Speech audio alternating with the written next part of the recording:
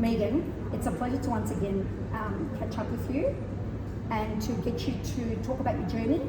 And we are in the month of October, so it is Breast Cancer Awareness Month, Mental Health Awareness Month. It's been going on now for 2 months now. And I think it's really important for women who have young families to understand your journey and the strength and your story, which is so inspiring. So please, I just want you to talk about your journey, where it all started, and I really want you to be raw. And if you need to swear, just swear. At the end of the day, we're women and we can.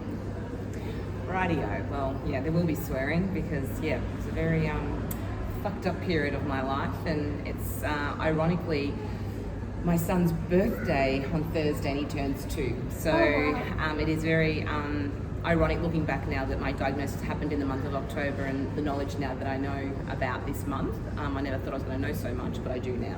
So at 28 weeks pregnant, I was just going in for one of my general checkups, being the geriatric mother that I was at the ripe old age at 44 years of age.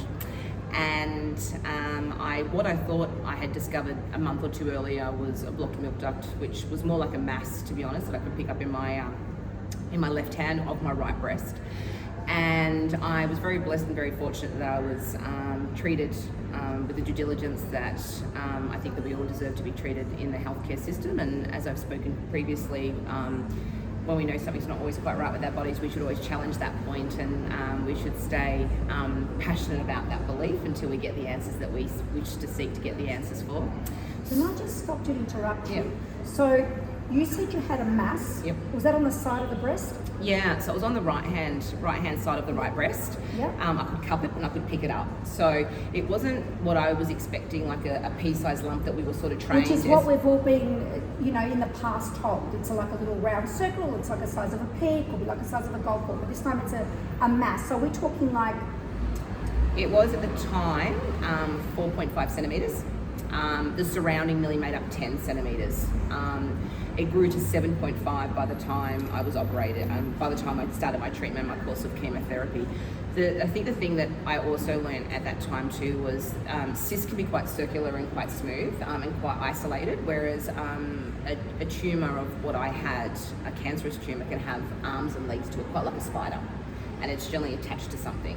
So because they couldn't isolate and couldn't move, it was very fixed. That was what made my doctor at the time very sceptical and very questionable whether it was malignant or benign.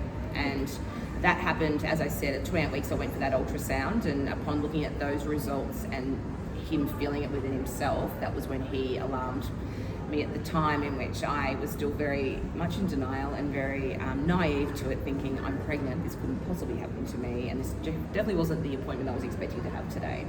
So he immediately sent me off to have a biopsy done on it. It happened to fall around that grand final period with the extra public holiday, and took just a little bit longer for those results to come back, which I did feel like a ticking time bomb at the time, because I think, as we both know, and we know intuition within our bodies, that something wasn't quite right, and the matter in which the seriousness of what he was taking it, I also knew that he also wasn't thinking it was a laughing matter either. So when I finally got sat down on the Monday, my mother's train got held up from Geelong, so I was sitting there on my own with my big pregnant belly. I was now 31 weeks. I just took one look at him with his face, and we laugh about it now because my breast care nurse, who I'm exceptionally close with, was sitting there with the hot pink scrubs on, and very, very obvious, not discreet, but I just said, I'm fucked, anyway. And he just politely said to me, Dr. O'Malley, a beautiful Irish doctor, said to me, no, we're on the wrong side of the fence, we just need to get you back over. What was that initial thought that came to your mind as soon as you realised something is definitely not right? 100,001 things went through my mind. I thought I was going to be giving birth to a child and leaving them, and I thought that was extremely selfish. How long have I got left? Where else is it within my body? What do I need to do? I don't think the realisation of the side effects of all the treatment had come to surface. I think it was just that initial, like, am I going to die tomorrow? Am I dying next week? Or why me, a little bit? And a little bit of ignorance about, like, what the hell is going on? Like, I was in complete shock, I think. And I think also, being pregnant, having this belly, I was just like, if I'm sick, what the hell's happening to this The baby baby. at the moment? Like, is this pumping through my blood? Is this everywhere? Like, are they going to be born with some form of tumour or something? It was just, you know, having a nurse of 50 years, I don't think I listened to any of her stories because I absolutely knew sweet F all about my own body and what was going on. So that diagnosis on the 31 weeks and then being taken straight over to get a biopsy that very day with my breast care nurse. And you were all alone? All alone. Mum had just arrived, actually, just as they were going to swoop me off to get my biopsy done on my major lymph node under my armpit. So your mum's arrived now at the clinic? Yep. And she just looked at me and she just said, not my little girl, I'm one of 4 girls. And she said, not my little girl. So we had a bit of a hug. I got an opportunity to obviously call my partner because he was at home with my daughter who was 2 years old, 2 and a bit years old. Rang my sister who's a police officer, and she got a police escort in to get there straight away with me. The rest could wait till I got home. I just needed my immediate family to understand what was transpiring that day. So we went off and had the biopsy, and I think that's when I started to get really emotional because I thought now things are really real. So, and obviously I'm not a normal case. Like being pregnant, I couldn't have a mammogram, I couldn't have a PET scan. So they were just doing their due diligence to try and do all the things they could to help give me an answer that yes, this is potentially isolated here or it's pretty bad, we're looking at stage 4. So at this point I was sitting on stage 2 to 3. Obviously the mass of the size had them very alarmed, and obviously being pregnant, how far can you push her with it being fed from progesterone and estrogen. So I was offered a singular mastectomy, and they could book me in straight away. For me, I just thought I can't go under a local, I can't go under a general, I can't put that through my body, I can't put my baby through that, and there was a high chance that would induce labour as well, so it would defeat the purpose of what we were trying to achieve by pushing out till they were safe. So we agreed on, after they did a boardroom consult with a number of doctors between Peter Max, the Royal Women's and the Royal Melbourne, and we came up with an agreement that they'd push me out for 2 weeks. So this was all in a period of how long from the time you were told, this is what's happened, this is where you're at, till this moment? Are we talking hours, days? Talking 48 hours. 48 hours. And I'm going to ask you a question, and I hope it doesn't bring up the emotions, but when you got this diagnosis, your mum's arrived, at what point did you call your partner, and how did you tell your partner? I called, he was my first phone call. I just said to him, it is cancer. I had to be careful with him because we talk about mental health and we talk about the impacts of that with these sorts of diagnoses, but he had lost his mother when our daughter was 6 weeks old to breast cancer. Okay. Obviously secondary by the time she passed away, it had gone from a tumour to bone cancer, and fought that for 10 years. So he was in complete and utter denial that it was going to be the outcome that it was, and I just knew with him it was probably best for me to go into those details face to face as well. So I kept it pretty matter of fact. You're quite the woman, aren't you? Because let's face it, like my mother always says to me, the woman is the key to the home. And when we need to speak to our partners, and you know, males do take things a little bit differently. Isn't it ironic? We need to tread carefully and think about his mental well-being. Although you knew 100% he's going to be there for you, but he's already been through that with his mum, and now yeah. And so funny that you asked me that question though, because like the one thing I do remember, I don't remember the exact words I said to him, but I remember getting home and my daughter had on these striped fucking socks, polka dot skirt, a top that was 2 sizes too small, and I remember bursting into tears to my mum going, you can't fucking die, you can't even dress her, what am I going to do? I love it. I love it. And my mum goes, we've got this. We'll work through this.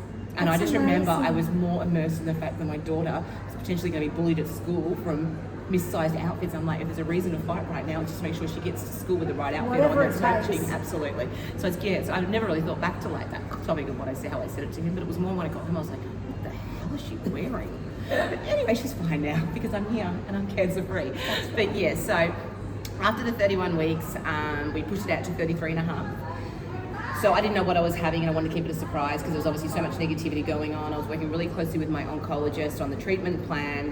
We were going to go really, really hard and we were going to go really, really intense, and they felt that I was capable of holding up that end of the bargain. So I just said, let's do it all, let's get it out of the way. And I need to be here basically. So that was the plan of attack. The dose that they gave me that we discussed was normally going to be over a 3-week period, but they elected to do it fortnightly. Yep. They wanted to get the 4 doses into me, the 4 double doses of I call it the Red Devil because it goes red going in and red coming out, and get it all over and done with before Christmas. So we talked through that. We talked about, I went to the head of pediatrics to talk about, my baby being born, potentially not breathing, a tour through NICU to make sure that I was mentally ready for what was ahead in case they needed to go into there. And then obviously all the major side effects and those sort of that plan of attack. So I think the day after I got diagnosed, I had 5 appointments. And by the 5th, I was ready to crash and burn because I was like, it's all too much now. Like what's going to happen is going to happen. They were talking about learning developments with my child, perhaps not being able to hike up high mountains, but the bottom line was I just wanted them alive and me alive, and the rest I could deal with in due course. So we waited, as I said, for 2 weeks. So 33 and a half weeks, I had my little boy Jacob. He came out breathing. Fought for some fucking natural birth that no woman should do, but I did it. Well done. Because I knew the complications of having a Caesar. I knew that would mean risk of infection. I knew that I wouldn't be able to drive the car. I wouldn't be able to get in case they needed me. So it was just, this was the best way to go. I do think it was maybe the breakfast burrito that my partner gave me that made that one come out super quick. But he was, recommendation to all women, try whatever works, whatever floats your boat. But unfortunately when he came out, although he was breathing and he didn't need to be resuscitated, he did have this blue tinge to him, which generally is linked to some form of lung disease. And he needed to be taken off to NICU. So I went back to the ward just to clean up and freshen up, and then by the time I got back up to him at NICU, he had a CPAP machine on and some assisted breathing devices, low flow oxygen and so forth. So that was really confronting because Ruby was a textbook pregnancy, had her at 9 o'clock in the morning, home 9 a.m. the next day. So I think those were the hardest 6 weeks. Obviously still had all my hair, hadn't started treatment, so what I felt within myself was completely normal. But seeing my little boy there, knowing that Jacob was taking one for the team, so I could take one for the team, so the team could all be together, was really, really difficult and extremely confronting. And definitely I would say, treatment aside, one of the hardest moments of my life. The team at the Royal Women's were phenomenal. They answered every single question. I think the same question was asked probably 10 times a day because I felt like a failure as a mum. I'd let him down. He was really happy inside me. And it's also the hormones because you've just given birth and we've got the blues. Yep. So combined with everything you're going through. So basically what happened was I was given a tablet within 10 minutes after giving birth to stop lactating because I was able to breastfeed. I was given an option that I could, but as I said to you, I just felt that I was contaminated, and the last thing I wanted to do was contaminate him with what I felt was flowing freely around my body at this point. So we made that decision that we wouldn't do that. They were able to get, and I'm so sorry, but I never know the correct terminology of that first lot of milk that you express. They actually were able to do that in between my contractions. Oh, wow. So, on my left breast. So, I was being a bit of a Jersey cow, which was a really beautiful feeling, and having some random woman touch my breast. So, you still managed to give your child that first bit of colostrum milk? or something? Yeah, absolutely. Yeah, I did. He was able to get 11 mil. So, as she just, milked away, I said, all my years of working on a farm, it was now coming all back to me. It was beautiful. We did that and we got that, and he was fed that with a little syringe at the very, very get-go. So we did that, felt like I ticked that box. If you can't do it, that's okay as well. But I guess, in a situation of hopelessness and wanting to do everything I possibly could, that these were the things that I needed to do as a mum to feel like I was giving him the best shot at life. So we did all of that. On the Monday I had him, the following Monday I started chemo. So I went in for like a little day surgery to have a port put into my chest so they could feed the chemo through it. And then an hour later we started the first lot of treatment. So that was a really horrible day. I'm not very good at taking medications, so it was very confronting. It was probably a 10-page document that I had to read through to make sure that I was very aware of the side effects. And this is straight after how long since you gave birth? 7 days. 7 days. You'd think 7 days you'd be going home. Absolutely, and I thought I'd be well and truly home with him by then as well. But unfortunately, he was going up and down. He was on quite a roller coaster. He had quite a journey still ahead of him. His lungs collapsed a couple of times, and there was over 115 mil of air that needed to be drained out of them on one occasion. That was the day of my PET scan. That was 5 days after after having him, that I was able to have a PET scan to determine that it was only isolated in the right breast. So that was a day of huge relief, but a day also where I found myself being stuck in a car park because the toxicity from the radiation inhibited me from going near him for 2 hours until I drained that out. Even though I was drinking excessive amounts of water to flush it out, I was unable to go and hold him because I was being pushed into menopause with the latest medication that started me having. So I was high hot flushes, high sweats, and obviously knowing what was currently in my body, I just didn't want to be holding him and putting him anywhere near that. So I remember sitting in my car and seeing those bloody hot pink scrubs again through the car park. Sarah strikes again. I just called out her name, and I was in tears, yet again feeling like a failure again as a mum, knowing that he needed me and I couldn't be next to him for that. And she was able to, with permission from the hospital, take some pictures to reassure him and reassure myself that he was okay. So we have You're definitely quite the team. Oh, both of you. Oh God, Both I can't praise my little boy enough. He, as I've mentioned before, and I mentioned, when I do speak about this, my little son Jacob was his born name, but he's Bam Bam in our family from the Flintstones. He's something else. He's built like a brick shit house, and he's built to last. He's the most resilient little fighter. He's first tooth at 4 months, crawling by 7 months, walking by 12 months, and something that I'm truly, truly blessed in hindsight that he was able to fight the way he fought, to give me the strength to fight the way I needed to, so that we can both be here to tell the story now. So 6 weeks he's been in NICU, so he was there for the whole duration of the really intense dose. My hair was gone within 16 days. All my hair bar 5 beautiful hairs on my left leg that stayed resilient, made of titanium. The little fuckers wanted to be braided. I don't know what was going on with them, but I wasn't paying to get waxed for that. So they stayed. They just gave me hope and faith that my hair was eventually going to come back. Long blonde hair my whole entire life. Came back with short brown curls. Got no idea what's going on there. Well, I've got to say your hair is beautiful now. Oh gosh, yeah, thanks. Yeah, no, I'm in the shower stretching it out every day. So it's been, I think I've worked out 18 months since my last dose of chemo. So yeah, it's taken Did Jacob come out with the hair? Oh no, he had a full. No, yeah. So when we had the first appointment, the lady scanning, and I didn't want to know what I was having, just went dead silent. And I just said to her, I said, look, I'm pretty fucked up here. So I said, I need you to tell me that everything's okay. Like, I need you to talk through this, because I said, I need to know I'm doing the right thing having him induced in 2 weeks' time. Yeah. And she was delightful. She said, oh, look, I'm a bit of a male like that. I can't do 2 things at once. But what I can tell you is, she said, his head is above average. And I said, of all the fucking things you could say to me right now, his head is above average. That's going to come out my vagina. And I'm going, absolutely. I said, could we talk about something else? And she said, well, he does have a full head of hair. I said, wow. Well, I can work with that. How many grams or?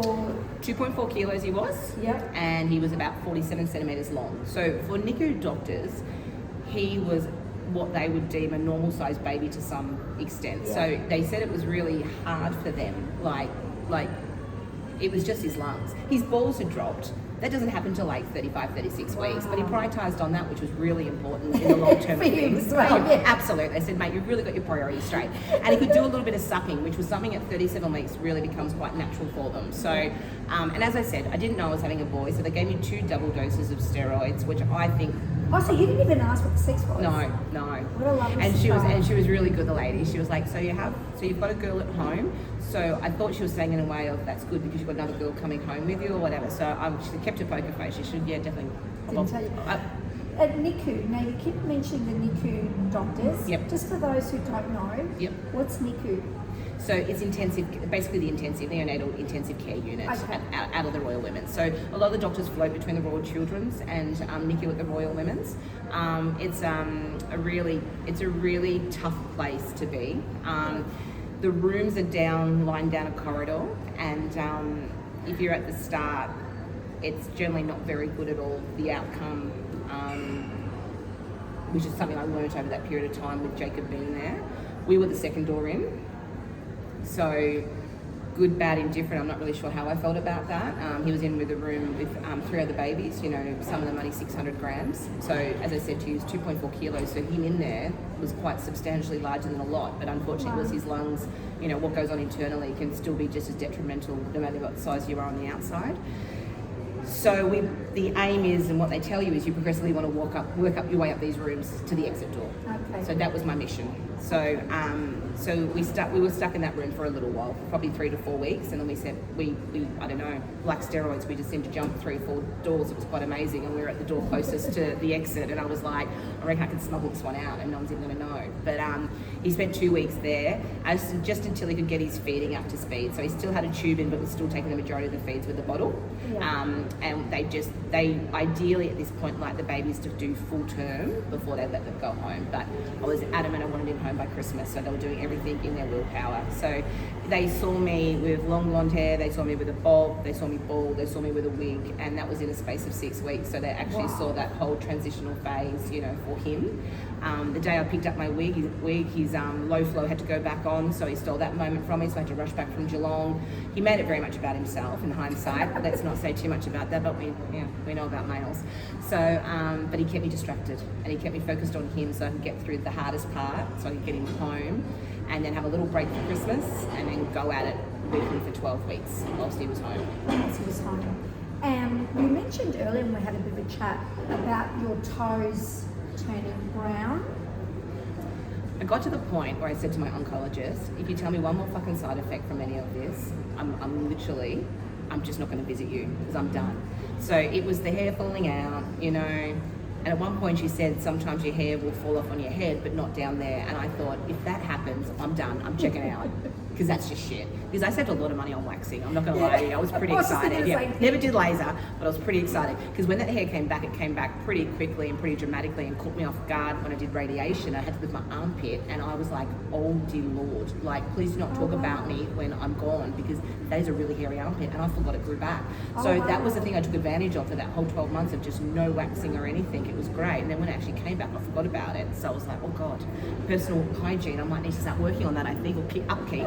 But I just remember when it came to, obviously the hair was gone within 16 days. I was washing with cold water. I was trying not to wash it. I was trying to do anything and everything to hold on to it for as long as I possibly could. Then she said, oh, and then just to let you know, you might get some numbness, you might lose sensation, you might get pins and needles, and your toenails and fingernails will start to potentially go brown and will fall off. Oh. So I was like, I'm not a ballet dancer. I'm not doing any strenuous sport right now, but I'm going to be literally strip raw right now. I am a bald-headed badger, and then you're going to kick the bitch while she's down, and then take her nails as well. So I just remember that I got to about the 8th dose, and my right big toe started to go brown. And I said, listen here, you little fucker, you're not going anywhere. I'm like, my hair's gone, I look like a Cabbage Patch doll, I'm on the steroids. I did not get to throw up once, which was amazing. My team were phenomenal at stopping me from doing that. I thought, these toenails are stone.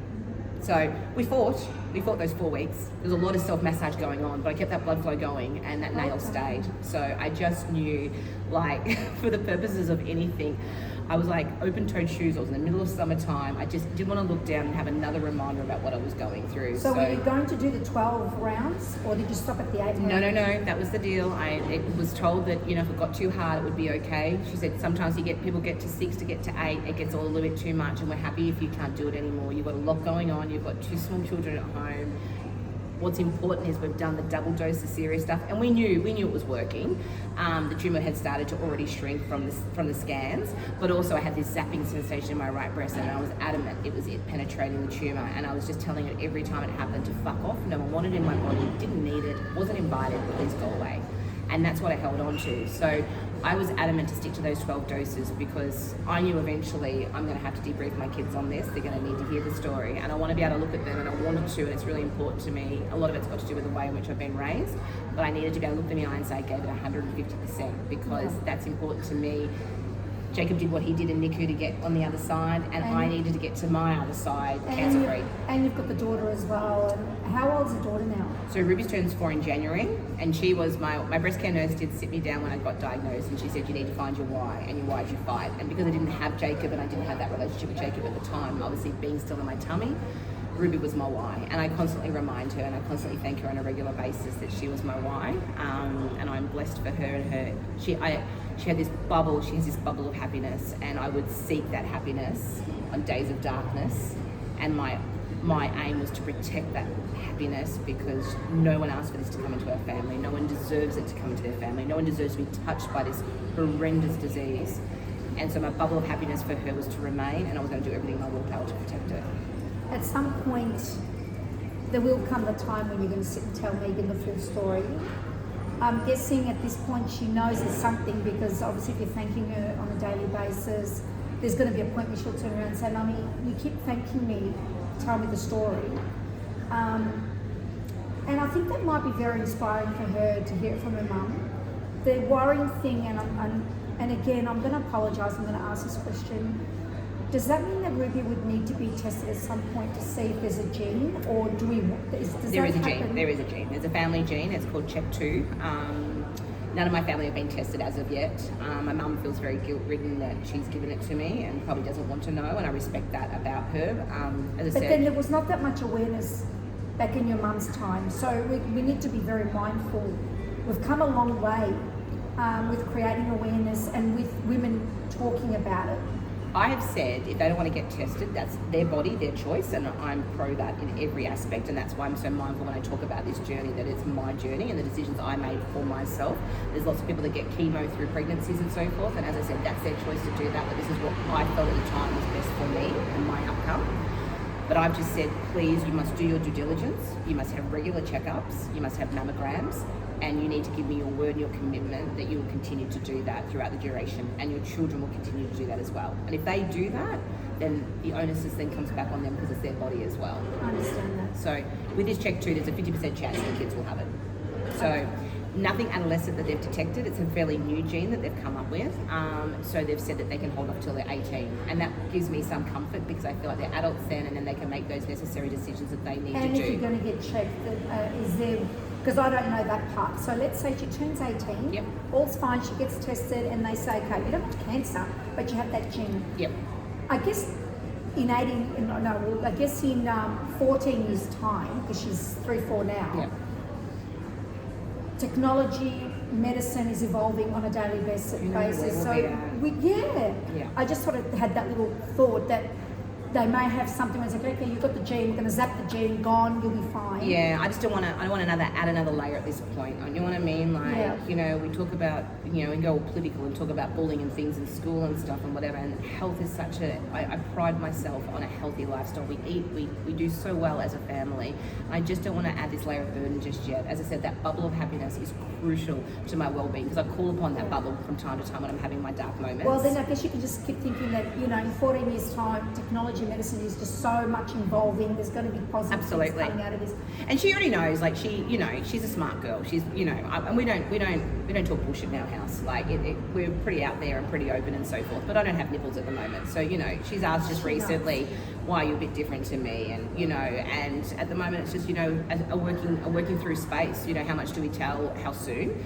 I still have Peter Mac come every month for an injection, so I just go into a side room because I just don't want her to see that needle and so forth. But ironically, she was an IVF baby, so her life started with a needle. So do you know what I mean? So yeah. Wow. Megan, when we first met at the Pink Ribbon Breakfast, and there was a representative there from the Australian Cancer Council, I've forgotten the lady's name, with all due respect. She mentioned that breast screening is always conducted by females. Yep. And that's the case, because I know there'll be a lot of women hesitant to do that, but let alone who's going to do it. Oh, look, I'm going to be honest with you. After pushing out 2 kids, and I don't even know how many people were present in the room, I am all just flop it out, and here we are. I when it comes to, look, my doctor, you know, my breast surgeon was a male, but, you know, like, at the end of the day, he helped diagnose me and helped my course of treatment to keep me alive today. So I probably have a little bit of a different attitude towards that. You know, I totally respect people that want to be treated, you know, by the same sex, and I understand all of that.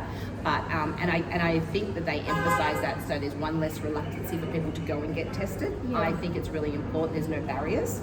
And I think that's why they emphasize and push that across. But as for me, like, you know, Dr. Marley and I took a picture of my boobs before I had them cut off, and that's So both boobs got removed? both boobs, yeah, because there was a 50-60% chance of it coming back in the left. And because I've sort of thought about that, because there was a moment in my life when I had to think about it. Yep. And it was like, no, if I'm going to come back and they're going to say, you know what, it's cancerous, I'm just going to say, remove them both, keep them in hospital, Because I'm not leaving till you put C cups back. Yeah, absolutely. I know. Well, I'm not going to lie to you. I literally looked at the girls, took a picture of them before they got cut off, and they weren't looking great. Like, you could literally, like, pick them up, swing them over a shoulder. I thought, time has not been kind to you. So, they were really emphasized. They kept reassuring me or telling me that I wasn't going to come out like Pamela Anderson, because, like, obviously they take so much of the tissue away. Like, it was never going to have the same shape or effect. But at that point of my life, I was just like, I just want the cancer gone. So I really don't care what the final product does. I'm not doing this, you know, for my own. I'm doing this to look as normal as I can for my daughter, to minimise as much impact later on for me to explain this conversation, this story. And if she has to opt to go that way, that, you know, she's done. The journey has been phenomenal. Like, there's so many layers that I could tell you. Like, you know, I had expanders in after, I had the reconstruction done straight away, so I had expanders put in. And every week I'd go in and have this needle injected into my breast to pump saline, to blow them, push them out, to slowly stretch the tissue. And I'm thinking to myself, you talk about, like, you know, females looking at females and so forth. I'm like, my breast care nurse is telling me she's going to wave a magnet over my breast to find the magnet within the expander, so she knows where to put the needle. And this whole time I'm just looking at her going, sorry, you're going to do what? Put a needle with no anesthetic. Okay, cool, yeah. And I'm saying yes to this. So I'm just laying there watching. I've got Jacob asleep in the pram. The receptionist is looking after him outside.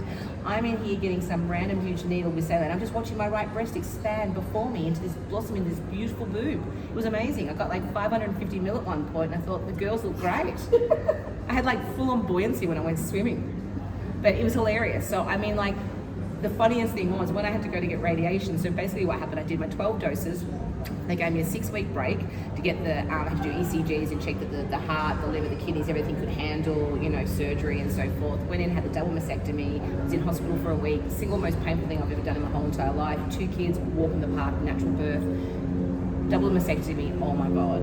And I think as women, you know, I'm also a very in charge, in control woman, to be able to pick up and do, to now suddenly be told I can't pick up anything over 6 kilos, and guess what, bam, bam, 8 kilos, so I couldn't even pick my own son up, was just such another layer of confrontation that I wasn't ready for, because I'd already been told the toxicity from the chemo would mean that my mum would need to take them for 2 nights after every treatment. So for 12 weeks, my mum was driving them back and forth to Geelong, just trying to protect that bubble of happiness, but also protect their health. You know, they were warning, do not sit on a toilet seat, and then make sure you wipe after it, wash your utensils, you know. So for a young family, and I work in hospitality, so you can imagine, like, it was just a whole nother layer of things, another layer of conversations and topics that I just, on top of everything else, was like, wow, hadn't even thought about this yet.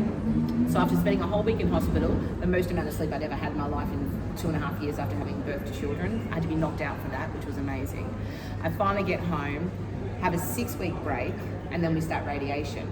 But when I go in for my CT scan for the radiation, they tell me, because the light would need to penetrate across from the left to get just underneath the stitch line. And they were doing this as an insurance policy. They were adamant they'd got the tumour, they had clear edges, they were happy with it. They could tell me I was cancer-free, which was phenomenal. Wow. But bittersweet was they'd like me to do radiation because they wanted to make sure that it was lying so close to that tissue that they needed to retain for blood vessels to keep the skin alive, that this would just be like an insurance policy for me. And because of my age, because of my children, they just thought it was best just to go overkill with it and make sure to give me the best chance. Who's not going to do it after losing all the hair and everything else I'd done? So we did that. But here I am, having had both my beautiful boobs pepped up with 550 ml of saline, being told that my left breast was too perky and they would need to drain it because it was affecting the light coming through with the radiation. What a horrible fucking problem to have. It's too perky at 45. So we go off and we drain them back, don't we? Oh, so God. They send me back across to the women's, drain out the fluid. They leave 150 in there. I've got a lunch to go to, a corporate lunch. My breast care nurse says, do you want one of these? It looks like a chicken fillet. I'm like, no, I'm not taking one of those. If that falls out at the table, I'm going to explain it to anybody. I am mortified. I'm going to die. Seriously, no, absolutely not. I'm winging this. We're going one big and one small. So I just made sure every time I hug someone, I just hugged them on the right, because that was a nice firm perky one. So they had a real side-on hug, but they got to see the girls at their best. So after I finished my radiation, we waited a couple of weeks, and then my left girl got blown out as well. So we kept those in the expanders, and then at Christmas time, so July I had the radiation, we waited till Christmas time, and then I went and had the expanders taken out and the implants put in. Well, that's a nice Christmas present. It was a bloody awesome Thank Christmas. you, Santa. I've got another couple of days in hospital too, which was phenomenal, so a bit more rest. Well, a little bit of holiday. I know. I always said I did say to my doctors, I said, you know, the two things, be careful what you put out to the universe, but I said I was never ever going to have tattoos and I was never going to have fake boobs. So, got my fake boobs, but now I've got to have my nipples and everything tattooed on. So that's my next little minor surgery that I'll have. So another layer to the story. Well, you're here, and that's what the main thing is. And I just want to thank you so much for being raw, being real, and really explaining it. And you know, if it's going to help one woman, then that's one woman saved, and I think that's great. Absolutely. And look, as I said, you know, we're all different with how we deliver and how we fight and how we confront these types of things. Mine had to be humour. Mine had to have a little bit of lightheartedness to it, because at the end of the day, it's really difficult. It's horrible. It's awful. But yes, it's all about awareness. It's all about hope. And it's about putting out there, the more stories that get told, the more awareness, the better that we can be supported, the better that we can support others. And that's part of the bigger picture, is making sure that we've all got each other's back and make this journey, no matter how bad it is, from stage 1 to stage 4, being there and supporting each other through it and getting each other to the other side. Thank you so much, Megan. Thanks for the opportunity. Thank you for your time, and I want to thank Vanilla Lounge here in Oakley even more for the space and for allowing us to do this catch up. Appreciate it. Thanks, Thank Wallace. you.